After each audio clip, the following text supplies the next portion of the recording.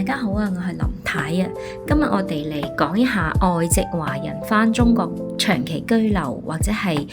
回國養老嘅一啲簽證嘅問題。外籍華人呢係已經加入咗外國國籍嘅，咁佢哋係申請喺中國嘅合法居留身份，主要係有幾種途徑嘅。第一種就係工作嘅居留許可，咁外籍華人喺中國工作咧，可以申請到工作類嘅居留許可，最長係有效期可以係達到5年咁耐嘅。咁第二種途徑就係團聚類嘅居留許可，咁佢主要適用嘅人群係喺國內有直系嘅親屬啦，譬如話子女啦、配偶、父母呢啲嘅外籍華人，咁係特別適合有親屬嘅資源，而且咧係暫時係唔想恢復國籍嘅一個群體。咁居留嘅期限係最長有效期可以達到5年嘅。申請嘅材料咧，需要提供被探望人嘅身份證明啦、家庭成員關係證明等等嘅喎。第三種途徑係投靠類嘅長期居留，咁年滿60週歲咧，而且喺中國係連續居住滿咗5年，咁每年居住時間係要超過9個月，呢啲人咧就可以申請啦。咁需要提供嘅係咧住房嘅證明以及收入嘅保障。咁主要係重點係針對海外冇直系親屬啦，計劃長期定居養老嘅外籍華人群體啦。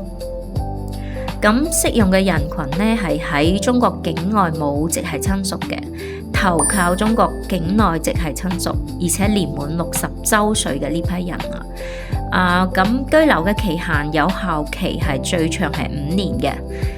申請條件佢需要喺中國連續居住滿5年啊，每年喺中國居留嘅時間係唔少於9個月，並且有穩定嘅生活保障同埋住所嘅。第4個途徑係恢復返中國嘅國籍。咁根據我哋國家嘅國籍法第13條啦，曾經有中國國籍嘅人呢係可以申請恢復嘅喎。咁需要提交原戶籍嘅證明啦、書面申請書啦，以及生活保障材料。咁整個審批嘅週期咧，大概係2年嘅。成功之後咧，就直接可以享受公民養老嘅待遇噶啦。呢個途徑適合嘅人群係曾經有過中國國籍嘅外籍華人，咁申請嘅條件係需要有中國籍嘅近親屬啦，有經濟能力同埋住房條件嘅，譬如話可以證明你有存款係唔低於15萬蚊嘅。申請嘅材料咁就要需要準備提供外國護照嘅複印件啦，外國人永久居留證嘅複印件，曾經擁有中國國籍嘅一個證明，以及其他受理機構要求嘅材料。咁注意事項係恢復返中國國籍嘅呢個程序係非常之複雜嘅，佢係審核好嚴格。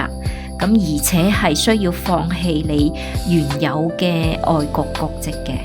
咁第5個途徑呢，就係購房養老啦。年滿60週歲嘅外籍華人，包括曾經係有中國國籍嘅外國人，及其子女，或者係中國人嘅外籍子女，咁喺中國購置房產可以申請長期居留嘅。咁呢度仲有一啲 tips 啊，第一個係關於簽證嘅申請嘅。咁回國前呢，你最好需要喺當地嘅中國領事館申請 Q 類嘅簽證。咁入境之後呢，就可以轉換為團聚類嘅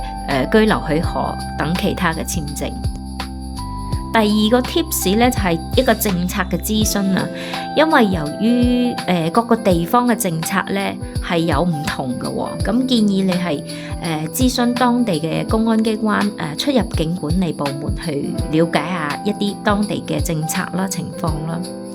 第3個 tips 就係一個生活嘅保障啦。無論選擇邊一種方式咧，返到國內長期居留或者係養老咧，都係需要有穩定嘅生活保障同埋住所嘅。